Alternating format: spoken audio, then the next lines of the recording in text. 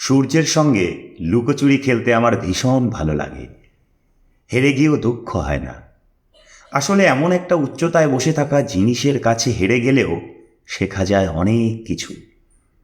নিয়মানুবর্তিতার class করিয়ে ছাড়েন সূর্যদেব।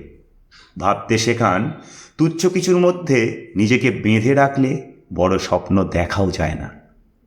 ছোট ছোট হিংসা, পাওয়া না পাওয়ার ক্ষুদ্র হিসেব করতে করতেই কেটে যাবে একটা গোটা জীবন।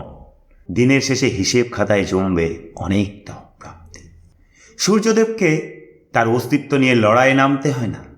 তাকে কৈফিয়ত দিয়ে বোঝাতে হয় না সে ঠিক না ভুল। তাকে স্বীকার করতে আমরা বাধ্য। সে তার প্রখর রুদ্র রূপী হোক আর অস্তকালের শান্ত সমাহিত রূপী হোক, সে তার তীক্ষ্ণ অস্তিত্ব নিয়ে চির বিরাজমান।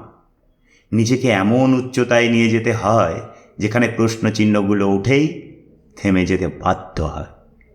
পারি কই? সেই তো তুচ্ছ ভাবনার মধ্যেই ধরা পড়ি বারংবার।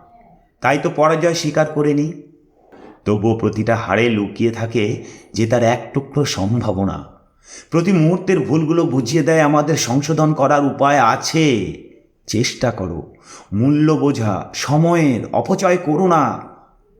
অনুরোধ করার পরে সূর্য তার নির্দিষ্ট সময়ে বাড়িমুখো তখন শিখিয়ে দিল অপচয় করার সময় তার নেই। অলস জীবনে সে অভ্যস্ত নয়। কলমে অর্পিতা সরকার।